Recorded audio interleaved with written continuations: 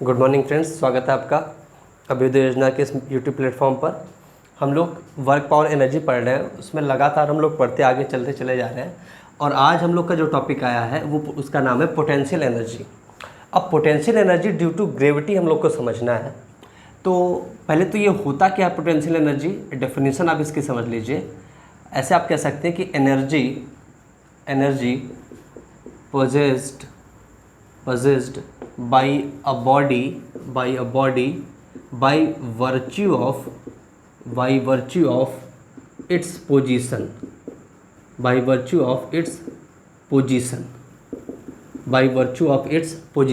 ठीक है। मतलब किसी भी बॉडी में जो एनर्जी हो और वो एनर्जी होने का कारण अगर उसका पोजीशन हो कि जिस फील्ड में रखा हो उस फील्ड में रखे हुए उसके पोजीशन के कारण उस बॉडी में जितनी एनर्जी होती है उसे हम लोग कहते हैं पोटेंशियल एनर्जी। अब potential energy due to gravity को हम लोग समझते हैं। उससे पहले मैं एक बात आपसे पूछना चाहूँगा कि सपोज करो कि इस तरीके से एक वेज है या इंक्लाइंड सरफेस आप मान लो, ठीक है। ये थीटा एंगल इसको सपोज कर लो, ये 90 डिग्री एंगल पे है, ये हाइट h मान लो, ठीक है। और ये वाली लेंथ आप l मान लो, सपोज करो ये लेंथ आपकी l गिवन है। सपोज करो कि यहाँ पर एक ब्लॉक आपका रखा हुआ है m मास का, यहाँ पर ये एक ब्लॉक रखा है m मास का। इस ब्लॉक की पोटेंशियल एनर्जी अगर आपको पूछी जाए कि इस ब्लॉक की पोटेंशियल एनर्जी कितनी है, इस ब्लॉक की पोटेंशियल एनर्जी कितनी है, तो आप क्या बताओगे? बच्चे क्या करते हैं, कहते हैं सर आपने बताया है कि जो पोटेंशियल एनर्जी होती है, ठीक है, वो हाइट के साथ नापी जाती है। तो यहाँ पर बच्चे बताते हैं mgh। सपोज करो ये हाइट है तो mgh, इसको नहीं लेते ये लेते हैं, बात ठीक है। लेकिन यहाँ पर आप डायरेक्टली अगर आंसर करोगे कि ये आपका इस बॉडी के द्वारा जो पोजेस्ड पोटेंशियल एनर्जी है वो mgh है, दैट विल बी रॉन्ग। पहले आपको क्वेश्चन ये पूछना चाहिए कि सर किस रेफरेंस में इस ब्लॉक का आप पोटेंशियल एनर्जी पूछ रहे हो। तो पोटेंशियल एनर्जी के लिए रेफरेंस बहुत इंपॉर्टेंट है। सपोज करो कि अगर हम इसको जो ये है हमारा, इसको हम लोग अर्थ सरफेस मान ले या इसको अपना हम लोग रेफरेंस मान ले और यहाँ मान ले कि यहाँ पर पोटेंशियल एनर्जी 0 है, तब अगर यहाँ पर पोटेंशियल एनर्जी 0 तब यहाँ पर ब्लॉक की पोटेंशियल एनर्जी आपकी mgh होगी, ये बात सही है। लेकिन अगर हम रेफरेंस ही यहाँ मान लें, अगर हम रेफरेंस ही अपना यहाँ मान लें कि कह दे कि यहाँ पर पोटेंशियल एनर्जी 0 है, तो इस ब्लॉक के द्वारा पोजेस्ड एनर्जी आपकी क्या हो जाएगी, जो पोटेंशियल एनर्जी है वो 0 हो जाएगी। तो जो पोटेंशियल एनर्जी होती है वो रेफरेंस डिपेंडेंट होती है, डिपेंडेंट होती है। तो इस बात को आपको ध्यान रखें कि पोटेंशियल एनर्जी रेफरेंस डिपेंडेंट होती है, लेकिन change in potential energy independent of reference होती है। चेंज इन पोटेंशियल एनर्जी जो होता है वो इंडिपेंडेंट ऑफ रेफरेंस होती है। चेंज इन पोटेंशियल एनर्जी जो होता है वो होता है इंडिपेंडेंट ऑफ रेफरेंस, ठीक है। तो 2 पॉइंट आपको यहाँ पर समझने वाली बात थी। डेफिनेशन तो आप समझ ही चुके हो। अगर आपको पोटेंशियल एनर्जी मेजर करनी है तो आपको रेफरेंस पता होना चाहिए कि किस रेफरेंस के रिस्पेक्ट में आप मेजर कर रहे हो। तो रेफरेंस डिपेंडेंट होता है आपकी पोटेंशियल एनर्जी, लेकिन change in potential energy independent of reference होता है। यहाँ तक की बात आप समझ पा रहे हो। तो 2 बहुत इंपॉर्टेंट, हम इसको लिख रहे हैं यहाँ पर, ठीक है, वेरी इंपॉर्टेंट 2 कॉन्सेप्ट है, उसको आप लोग समझिए कि वर्क डन बाई कंजर्वेटिव जो फोर्स होता है वो इक्वल होता है minus change in potential energy. You को हम लोग पोटेंशियल एनर्जी बोल रहे हैं, यू जहाँ लिख रहा हूँ मैं उसको, इसका मतलब है वो पोटेंशियल एनर्जी है, पीई मतलब पोटेंशियल एनर्जी। तो पहला इंपॉर्टेंट पॉइंट क्या है, work done by conservative force हमेशा होता है minus of change in potential energy, या इसको ऐसे भी लिख सकते हो minus of you final minus you initial, final potential energy minus initial potential energy. दूसरा जो इंपॉर्टेंट पॉइंट है, work done by external force, ये होता है चेंज इन पोटेंशियल एनर्जी के बराबर। Work done by external force जो होता है वो इक्वल होता है चेंज इन पोटेंशियल एनर्जी के बराबर, या इसको लिख सकते हो आप इस तरीके से you final minus you initial. अब इसको मैं प्रूव भी कर सकता हूँ, इसको हम आपको प्रूव करके भी समझा देते हैं, ठीक है। आज उमस बहुत ज़्यादा है तो पसीना इसीलिए बहुत ज़्यादा हो रहा है, ठीक है। चलिए कोई बात नहीं। तो work done by conservative force क्या होता है, minus change of potential energy. Work done by external force क्या होता है, चेंज इन पोटेंशियल एनर्जी। इस चीज़ को मैं प्रूफ कर देता हूँ, इसको मैं समझाता हूँ आपको, आप लोग गौर से ध्यान दीजिए। और ये दोनों बहुत इंपॉर्टेंट क्वेश्चन मतलब पॉइंट है, और क्वेश्चन में डायरेक्टली इनका यूज होता है ना, और इवन इन पर डायरेक्टली क्वेश्चन भी बने हैं। मैं एक क्वेश्चन भी आपको सॉल्व कराऊंगा, वो आया है आपके परीक्षा में, ठीक है, डायरेक्टली इसी पर क्वेश्चन पूछ लिया। अब देखिए, सपोज करो कि मान लो कोई एक ब्लॉक है या फिर कोई एक बॉल है, मान लो ये m मास की है, ठीक है, इसको आप ऊपर की तरफ फेंक रहे हो, ऊपर की तरफ फेंक रहे हो, और मान लो कि ये h हाइट तक गई, ये h हाइट तक ऊपर आपने फेंका इसको, ठीक है, h हाइट तक आपने इसको ऊपर आपने फेंका, ठीक है, h हाइट तक आपने ऊपर फेंका, ठीक है, और ये हम मान लेते हैं रेफरेंस है हमारा, ये रेफरेंस है हमारा, मतलब यहाँ पर पोटेंशियल एनर्जी कितनी होगी, जीरो होगी, यहाँ पर पोटेंशियल एनर्जी जीरो होगी। मतलब अगर इस ब्लॉक का इनिशियल पोटेंशियल एनर्जी देखा जाए you I, initial potential energy कितनी होगी, जीरो होगी, और फाइनल पोटेंशियल एनर्जी आपको यहाँ पर मिलेगी, फाइनल पोटेंशियल एनर्जी यहाँ पर मिलेगी। अब आपको बड़े अच्छे से पता है कि अगर इस ब्लॉक पर देखो, इस ब्लॉक पर देखो, इस ब्लॉक पर देखो, इस ब्लॉक पर अगर हम लोग देखें कि अगर इस फॉर्मूले से निकालना हो, इस फॉर्मूले से अगर हम लोग को निकालना हो कि W कंजर्वेटिव फोर्स के द्वारा जो कार्य हो रहा है वो कितना हो रहा है। देखो कंजर्वेटिव फोर्स कैसा होता है, जो ग्रेविटी फोर्स होती है कैसी होती है, कंजर्वेटिव फोर्स होता है, ठीक है। तो वर्क डन बाय जो ग्रेविटी है, अगर हम लोग निकालना चाहें यहाँ पर वर्क डन बाय ग्रेविटी, देखो नीचे की तरफ ब्लॉक कर mg इसका वेट वर्क करेगा, लेकिन इसका डिस्प्लेसमेंट किधर हो रहा है, ऊपर की तरफ। आपका फोर्स नीचे तरफ लग रहा है ग्रेविटी, लेकिन आपका डिस्प्लेसमेंट ऊपर की तरफ, मतलब वर्क डन यहाँ पर नेगेटिव आएगा, कितना, minus mg into displacement h। तो work done by conservative force कितना आया, माइनस mg h आया। Work done by conservative force कितना है, माइनस mg h आया। और आपको पता है कि work done by conservative force क्या होता है, minus of change in potential energy, minus of change in potential energy, ठीक है। आप क्या कर सकते हो, इसको ऐसे लिखते हो, माइनस से माइनस कैंसिल आउट हो जाएगा, तो ये mg h इक्वल्स टू हो जाएगा, ठीक है, u final minus u initial, minus से माइनस कैंसिल आउट कर दिया। इनिशियल पोटेंशियल एनर्जी तो आपकी जीरो है, तो ये जीरो हो गया, तो u फाइनल कितना आ गया, mg h आ गया, ठीक है। आप देखो यहाँ पर आपकी जो फाइनल पोटेंशियल एनर्जी कितनी होगी, mg h होगी, ठीक है। ये हमने कंजर्वेटिव के लिया। अगर एक्सटर्नल फोर्स के लिए लेते हैं तो work done by external force क्या होता है, चेंज इन पोटेंशियल एनर्जी के बराबर होता है, चेंज इन पोटेंशियल एनर्जी के बराबर। अब देखो यहाँ पर एक्सटर्नल फोर्स देखो, अगर यहाँ पर कोई एक्सटर्नल फोर्स लग रहा है, यहाँ पर कोई एक्सटर्नल फोर्स आपका लग रहा है, नहीं लग रहा है, ठीक है। यहाँ पर कोई एक्सटर्नल फोर्स लग रहा है कि नहीं, पहले ये बताओ आप, इस पर कोई एक्सटर्नल फोर्स लग रहा है, वर्क कर रहा है, इस ब्लॉक पर कोई एक्सटर्नल फोर्स वर्क कर रहा है, नहीं कर रहा है। लेकिन अगर आप निकालना चाहो, वैल्यू निकालना चाहो एक्सटर्नल मतलब work done by external force, तो आप उसको इस तरीके से लिख सकते हो, ये क्या होता है आपका u final minus u initial के बराबर, ठीक, u final minus u initial के बराबर। तो u फाइनल कितना है आपका, देखो u फाइनल आपने निकाला हुआ है mg h, और इनिशियल कितना था, जीरो, तो work done by external force कितना आ जाएगा, work done by external force आ जाएगा आपका mg h। Work done by external force कितना आ जाएगा, mg h। तो देखो work done by external force mg h आ रहा है, और work done by conservative force मतलब माइनस mg h आ रहा है।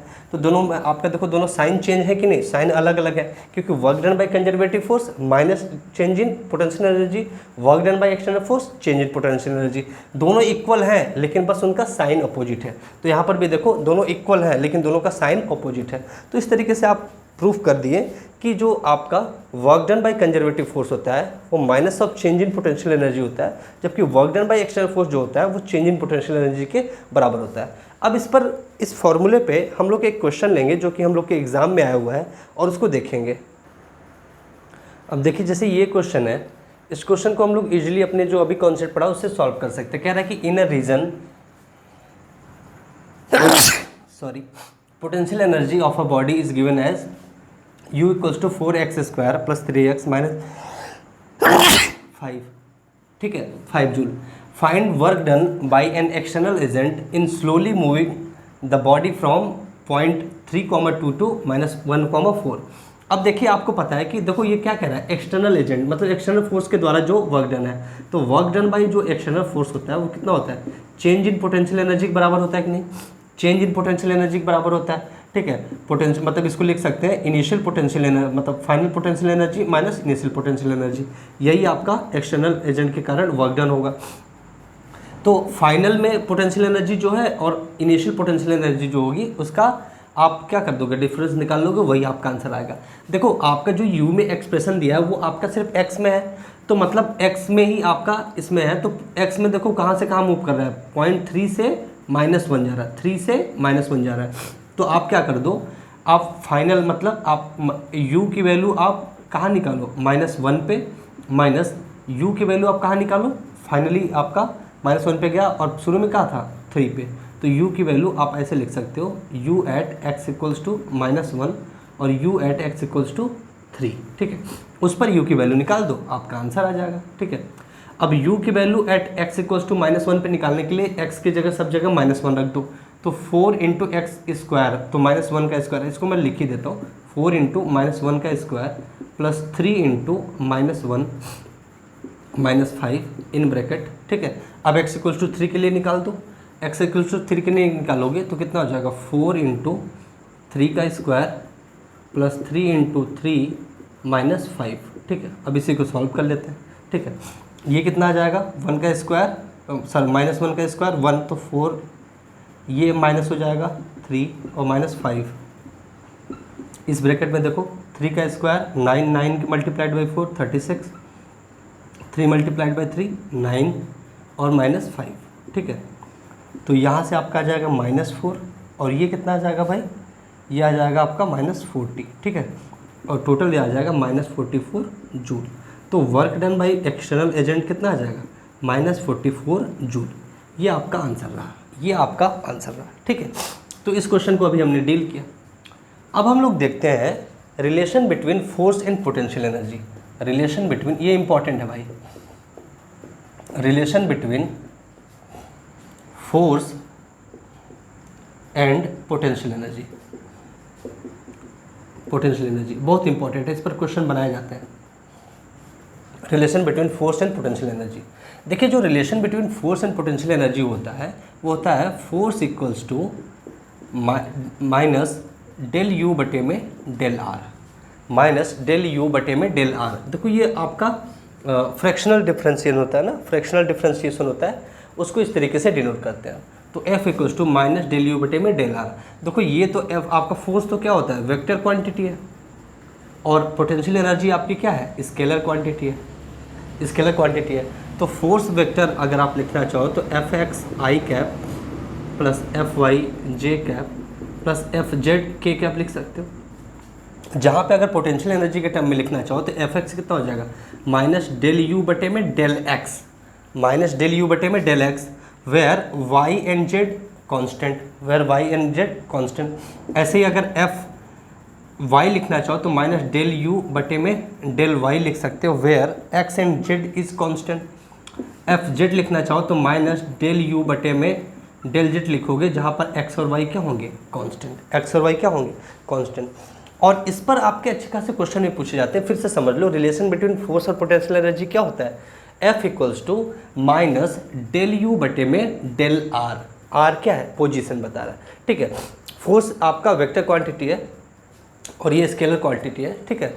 इसको ना ग्रेडियंट बोलते हैं, क्या बोलते हैं, ग्रेडियंट। और ग्रेडियंट आपका स्केलर क्वांटिटी का ही लिया जाता है। ग्रेडियंट वगैरह आप अपने मैथमेटिक्स में भी पढ़ोगे, लेकिन वो बेटेक में पढ़ोगे, ठीक है। तो फोर्स इक्वल्स टू, आप इसको फोर्स को हमने आपके डायरेक्शन में लिख लिया, तो F x F y F z आप इस तरीके से निकाल सकते हो। इस पर एक बहुत एक क्या दो क्वेश्चन लेते हैं, दो बहुत प्यारे से क्वेश्चन मेरे पास हैं, दोनों को मैं सॉल्व कराता हूँ। आप लोग चलिए देखते हैं।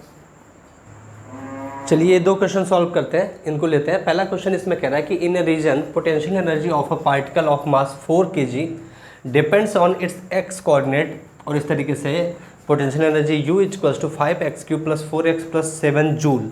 Find the acceleration of the particle at position 2,4। देखिए इसमें तो सिर्फ x पे डिपेंड कर रहा है और आपको एक्सेलरेशन बताना है, मास गिवन है, ठीक है। एक्सेलरेशन बताना है, मास गिवन है, तो फोर्स अपॉन मास करके आप क्या निकाल सकते हो, एक्सेलरेशन निकाल सकते हो। लेकिन उसके लिए आपको चाहिए क्या, पहले तो आपको फोर्स चाहिए ना, तब तो आप निकालोगे। और फोर्स आपको पता है क्या होता है, minus del you by del r, minus del you by del r. तो यहाँ पर सिर्फ एक्स डायरेक्शन में डिपेंड कर रहा है, तो आपका फोर्स इन एक्स डायरेक्शन आप निकाल सकते हो। फोर्स इन एक्स डायरेक्शन कितना हो जाएगा, minus del you by del x, x direction में। मतलब यू को आप क्या करो, डिफ्रेंशिएट कर दो, ठीक है। आप u को डिफ्रेंशिएट कर दो, तो u को डिफ्रेंशिएट कर दो भाई, del by d x, u कितना गिवन है 5x³ प्लस 4x प्लस 7, ठीक है। डिफ्रेंशिएट करो कितना आएगा भाई, इसका आ जाएगा आपका 5x³ का कितना डिफ्रेंशिएशन होगा, ये x² बनेगा, तो मतलब आपका इधर 2 पहले मल्टीप्लाई हो जाएगा, तो ये 5 3 15x², ये कितना बन जाएगा, फिर x आपका 1 होता है और 4 बचेगा और इसका तो 0 हो जाएगा। तो ये आपका आया fx की वैल्यू। लेकिन अब ये जो फोर्स की वैल्यू हमें चाहिए किस पॉइंट पे, find the acceleration at position 2.4 में x की वैल्यू क्या है 2, तो आप फोर्स निकाल लो एट x इक्वल्स टू 2, तो माइनस आप यहाँ पर वैल्यू रख दो 2 का, तो 2 का x की जगह 2 रखोगे तो 2² 4 मल्टीप्लाइड बाई 15 60 प्लस 4, तो आपका 64 न्यूटन ये आपका फोर्स आ गया, ठीक है। फोर्स आ गया आपके पास, मास गिवन है तो एक्सेलरेशन निकाल दोगे, तो आपका कितना है भाई, आप लिख सकते हो वहाँ से एक्सेलरेशन इक्वल्स टू फोर्स कितना आ गया -64 न्यूटन, ठीक है। Mass is given as 4 kg, तो एक्सेलरेशन आपका आ जाएगा, ये कितना आ जाएगा -16 मीटर पर सेकेंड स्क्वायर, -15 मीटर पर सेकेंड स्क्वायर, -15 मीटर पर सेकेंड स्क्वायर। अगर इसको आप लिखना चाहते हैं वेक्टर क्वांटिटी जैसा, तो आप लिख सकते थे -16 i कैप, ठीक है, ऐसे भी लिख सकते थे। और फोर्स को लिखना चाहते तो आप लिख सकते थे fx में -64 i कैप, ठीक है। तो एक ही बात है वहाँ से। तो अगर आपकी मैग्नीट्यूड बताना है तो -16 मीटर पर सेकेंड स्क्वायर ये आ रहा है, और सिर्फ मैग्नीट्यूड चाहिए तो आपको 16 मीटर पर सेकेंड स्क्वायर ले सकते हैं एक्सेलरेशन को। तो ये पहला क्वेश्चन का सोल्यूशन रहा। दूसरा क्वेश्चन क्या कर रहा है, in a region potential energy of a particle of mass m, नहीं मास 2 kg गिवन है ना, ठीक है, mass 2 kg is given by u equals to 3x² plus 4y² joule. अब इसमें देखिए x और y दोनों आपको दिया है ना, x y दोनों में दिया हुआ है ये जो एक्सप्रेशन दिया है पोटेंशियल एनर्जी का। फिर पूछ रहा है find the acceleration of particle when it is released from 1,1। अच्छा ठीक है, तो आपको क्या करना है, सेम वही चीज़ करनी है, बस यहाँ पर x y दोनों में गिवन है, तो आप दोनों फोर्सेस निकालोगे ना।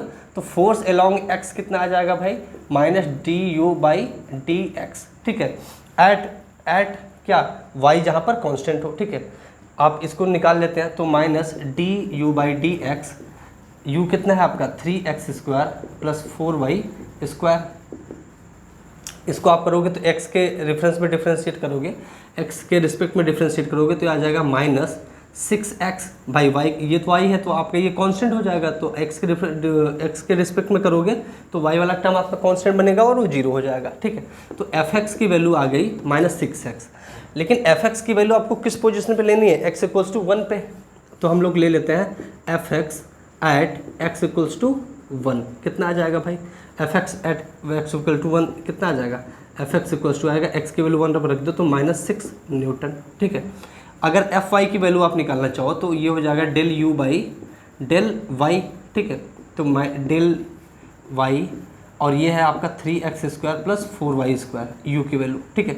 इसको डिफ्रेंशिएट करो तो y के रिस्पेक्ट में कर रहे हो तो ये x आपका कांस्टेंट हो जाएगा, तो ये 0 हो जाएगा, और ये आपका होगा तो y के रिस्पेक्ट में ये कितना हो जाएगा 8y, ठीक है, -8y।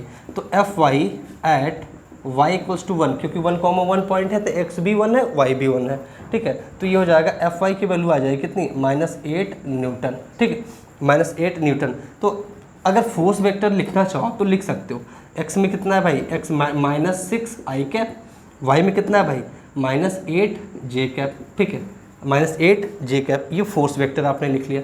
तो अगर नेट फोर्स या फोर्स का मैग्नीट्यूड निकालना चाहो तो ये मैग्नीट्यूड कैसे निकालते हो, अंडर रूट में करते हो तो -6 प्लस -8 का स्क्वायर, ये आपका आ जाएगा 6² 8², यह आ जाएगा 100 मतलब, और 100 किसका क्यूब मतलब स्क्वायर रूट हो जाएगा 10 का, तो ये आ जाएगा फोर्स, जो आपकी वैल्यू आ जाएगी फोर्स का मैग्नीट्यूड वो 10 न्यूटन आ जाएगा, ये आपका फोर्स आ गया। और आपको चाहिए क्या, एक्सेलरेशन चाहिए, एक्सेलरेशन चाहिए, तो एक्सेलरेशन क्या होता है, फोर्स अपॉन मास, ठीक है, फोर्स अपॉन मास, वही तो आपका एक्सेलरेशन होता है। तो अगर ए वेक्टर आप लिखना चाहो तो F vector divided by M vector, M से डिवाइडेड बाय एम कर सकते हो। एफ वेक्टर आपका कितना है -6i कैप -8j कैप, या यहाँ से मैग्नीट्यूड भी आप निकाल सकते हैं डायरेक्टली, डिवाइडेड बाय एम कितना है, मास इज गिवन 2 kg, ठीक है। तो आप डिवाइड कर लो तो ए वेक्टर आ जाएगा -3i कैप -4j कैप, ठीक है, ये आपका आ गया एक्सेलरेशन वेक्टर। और अगर एक्सेलरेशन का मैग्नीट्यूड आप निकालना चाहो तो मैग्नीट्यूड आप निकाल सकते हो अंडर रूट -3 का स्क्वायर प्लस -4 का स्क्वायर, ये आपका आ जाएगा 5 मीटर पर सेकेंड स्क्वायर, 5 मीटर पर सेकेंड स्क्वायर, ये मैग्नीट्यूड आ जाएगा। मैग्नीट्यूड के लिए आप डायरेक्टली यहाँ से भी कर सकते थे। एक्सेलरेशन का मैग्नीट्यूड कितना आ जाता, ये आ जाता फोर्स का मैग्नीट्यूड डिवाइडेड बाई मास, और फोर्स का मैग्नीट्यूड 10 है और मास कितना है 2 kg, तो ये 5 मीटर पर सेकेंड स्क्वायर। ठीक है, तो वेक्टर फॉर्म में भी मैंने बता दिया, और डायरेक्टली आपको मैग्नीट्यूड निकालना रहता है तो इस तरीके से भी निकाल सकते। तो ये दोनों क्वेश्चन हम लोगों ने सॉल्व किया, बहुत प्यारे से क्वेश्चन थे। अब हम लोग पढ़ने चल रहे हैं कॉन्सेप्ट ऑफ इक्विलिब्रियम। अब हम लोग देखेंगे कॉन्सेप्ट ऑफ इक्विलिब्रियम, तो हेडिंग लगा लीजिए कॉन्सेप्ट ऑफ इक्विलिब्रियम। बताइए भाई कि कोई बॉडी है वो इक्विलिब्रियम में कब होती है, कोई बॉडी इक्विलिब्रियम में कब होती है, चलिए बताइए, कमेंट करिए कि कोई बॉडी इक्विलिब्रियम में कब होती है। ठीक है, बताइए कोई बॉडी इक्विलिब्रियम में कब होती है। बॉडी आपकी इक्विलिब्रियम में तब होती है कि जब आपके बॉडी पर लगने वाले सभी फोर्सेस या फिर लगने वाला जो नेट फोर्स है वो नेट फोर्स जीरो हो। किसी बॉडी पर एक्ट करने वाला नेट फोर्स जो है, ठीक है, बॉडी पर लगने वाले सभी फोर्सेस को अगर आप मिला कर नेट फोर्स निकाल लो तो वो नेट फोर्स अगर जीरो हो तो आप कहते हो कि बॉडी क्या है, इक्विलिब्रियम पोजीशन में है। तब आप कहते हो कि बॉडी आपकी इक्विलिब्रियम पोजीशन में है, और इक्विलिब्रियम पोजीशन में बॉडी पर लगने वाला नेट फोर्स जीरो होता है। इक्विलिब्रियम पोजीशन में बॉडी पर लगने वाला नेट फोर्स क्या होता है, जीरो होता है। मैं आपको रब करते करते 2-3 बार बोल चुका, क्या बोल चुका, कॉन्सेप्ट ऑफ इक्विलिब्रियम हम लोग पढ़ने चल रहे हैं, concept of equilibrium, equilibrium, concept of equilibrium. इसमें सबसे इंपॉर्टेंट पॉइंट आपको जो हमने बोला, क्या कहा कि बॉडी पर लगने वाला जो नेट फोर्स होगा वो जीरो होगा। तब आप कहोगे कि बॉडी अभी क्या है, इक्विलिब्रियम पोजीशन में है। बॉडी पर लगने वाला नेट फोर्स जीरो होगा, तब आप कहोगे कि क्या है, बॉडी आपका इक्विलिब्रियम पोजीशन में। अच्छा, आपको पता है जो फोर्स होता है वो -del/u/del r होता है, -del/u/del r होता है। तो अगर net force acting on body अगर जीरो है, ठीक है, नेट फोर्स अगर हम लोग कह सकते हैं फॉर इक्विलिब्रियम, ठीक है, फॉर इक्विलिब्रियम, ये आपका F = -del/u/del r, ये क्या हो जाएगा, जीरो के बराबर आ जाएगा। ये क्या आ जाएगा, जीरो के बराबर आ जाएगा। और यहाँ से क्या होगा, अब यहाँ से आप जीरो के बराबर रख दोगे तो यहाँ से आपकी r पोजीशन की वैल्यू आ जाएगी। तो यहाँ से आप क्या पाओगे, we will get those points where force क्या है, जीरो है, नेट फोर्स क्या है, जीरो है। और अगर वहाँ पे फोर्स जीरो तो वो क्या होंगे, आपके इक्विलिब्रियम पोजीशन हो जाएंगे। तो इक्विलिब्रियम पॉइंट कहाँ मिलेंगे, उसको निकालने के लिए आप क्या करोगे, फोर्स, नेट फोर्स जीरो होता है तभी आपका इक्विलिब्रियम होता है। इक्विलिब्रियम में कोई बॉडी है, इसका मतलब उस पर लगने वाला नेट फोर्स जीरो होगा, और अगर नेट फोर्स जीरो हो गया तो -del/u/del r जीरो होगा। और वहाँ से आप उन पॉइंट्स को निकाल सकते हो जहाँ पर फोर्स जीरो है, दैट इज जहाँ पर इक्विलिब्रियम पोजीशन है। इस बात को आप समझ पा रहे हो। अब देखो जो इक्विलिब्रियम होता है ना, टाइप्स ऑफ इक्विलिब्रियम, तो 3 प्रकार के इक्विलिब्रियम होते हैं। There are 3 types of equilibrium, ठीक है। Equilibrium can be of 3 types, ठीक है, 3 प्रकार के इक्विलिब्रियम होता है, ठीक है। टाइप्स ऑफ इक्विलिब्रियम अगर हम लोग देखें तो कितने प्रकार के इक्विलिब्रियम होते हैं, 3 प्रकार के इक्विलिब्रियम होते हैं।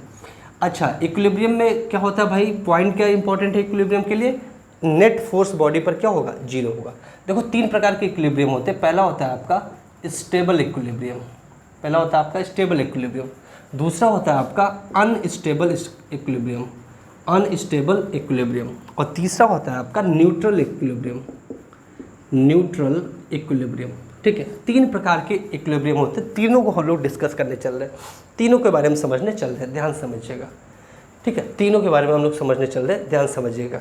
देखिए आपको मैं सिचुएशन और कंडीशन बना के दिखाता हूँ।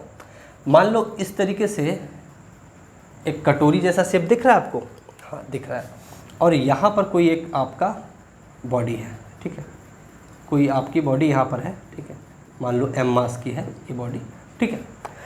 अब ये जो बॉडी है ना, इस पर लगने वाले फोर्सेस को देखो तो इसका वेट नीचे की तरफ, और इस सरफेस का नॉर्मल रिएक्शन भी तो लगेगा, इस सरफेस का नॉर्मल रिएक्शन ऊपर की ओर, तो ये n लगा, और यहाँ पर जो n होगा ये mg से बैलेंस हो जाएगा, n जो होगा mg से बैलेंस हो जाएगा।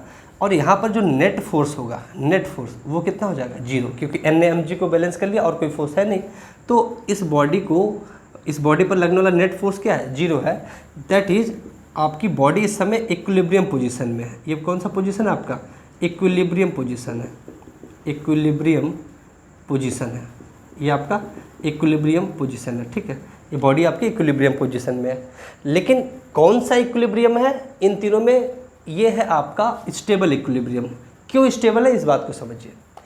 वह इक्विलिब्रियम स्टेबल इक्विलिब्रियम होता है जब बॉडी को आप उसके जो पोजीशन है, इक्विलिब्रियम पोजीशन से आप किसी भी डायरेक्शन में डिस्प्लेस करके छोड़ो। जैसे इस बॉडी को यहाँ से ला के यहाँ कर दिया और फिर छोड़ा, तो ये अल्टीमेटली यहीं पे जाकर रुक जाएगी। या इधर भी ला के अगर छोड़ोगे, तो अल्टीमेटली ये यहीं पे जाके रुक जाएगी। तो बॉडी अगर आप क्या करते हो, इक्विलिब्रियम पोजीशन से मूव करा के लेफ्ट या राइट, या मतलब कहीं भी अगर उसको डिस्प्लेस करके छोड़ते हो, तो बॉडी फिर से अगर उसी पॉइंट पे आ जाती है, फिर से ही अपने इक्विलिब्रियम पॉइंट पे आ जाती है। तो इस तरीके के इक्विलिब्रियम को हम लोग कहते हैं स्टेबल इक्विलिब्रियम। इस तरीके के इक्विलिब्रियम को हम लोग क्या कहते हैं, स्टेबल इक्विलिब्रियम कहते हैं। स्टेबल इक्विलिब्रियम में कोई तकलीफ है नहीं है। पहले तो इक्विलिब्रियम होने के लिए आपको नेट फोर्स 0 चाहिए, तो यहाँ पर नेट फोर्स 0 है, क्योंकि जो वेट ऑफ द बॉडी है वो नॉर्मल रिएक्शन बैलेंस कर ले रही है। दूसरी बात, स्टेबल इक्विलिब्रियम क्यों है ये, स्टेबल इक्विलिब्रियम होता क्या है, इक्विलिब्रियम पोजीशन से बॉडी को थोड़ा सा आप मूव करा दो, और मूव करा के आप उसको छोड़ोगे तो वो फिर से अगर इक्विलिब्रियम पोजीशन पे आ जा रही है, अपने इक्विलिब्रियम पॉइंट पे आ जा रही है, फिर से अपनी उसी पोजीशन पे आ जा रही है, तो हम कहेंगे कि ये इक्विलिब्रियम है वो स्टेबल इक्विलिब्रियम है। अनस्टेबल इक्विलिब्रियम का केस देखिए कि मान लीजिए इस तरीके का, अब यही कटोरी उल्टी रख दिया आपने, उल्टा, और आपने क्या किया, यहाँ पर एक बॉल रखा, उसको आपने कैसे भी टिका रखा है, अभी ये टिका रखा है, ठीक है, m मास का है। तो इस पर लगने वाला इसका वेट नीचे की तरफ और इस सरफेस का नॉर्मल रिएक्शन ऊपर की तरफ लगेगा, और कोई फोर्स मान लीजिए नहीं है, स्मूथ सरफेस है मान लीजिए, तो n = mg हो जाएगा। ये दोनों फोर्स एक दूसरे को बैलेंस कर लिए, तो इस पर भी नेट लगने वाला फोर्स कितना हो जाएगा, 0। और अगर नेट फोर्स 0 तो इक्विलिब्रियम पोजीशन होती है, मतलब ये इक्विलिब्रियम पोजीशन में है। लेकिन इसका इक्विलिब्रियम कैसा है ये समझिए, इसका इक्विलिब्रियम कैसा है ये समझिए। देखिए, अगर इस बॉल को आप चाहे इधर या इधर मूव करके छोड़ दोगे, मूव करा के छोड़ दोगे, तो ये फिर से अपने उसी पोजीशन, इक्विलिब्रियम पोजीशन पर नहीं जा पाएगी और ये बॉल गिर जाएगी, ठीक है। तो इस तरीके के इक्विलिब्रियम को कहते हैं हम लोग अनस्टेबल इक्विलिब्रियम, अनस्टेबल इक्विलिब्रियम। बात करें अगर न्यूट्रल इक्विलिब्रियम की, तो मान लीजिए इस तरीके से एक आपका प्लेन स्मूथ सरफेस है, इस पर एक ब्लॉक है मास m का, ब्लॉक एक मास m का है।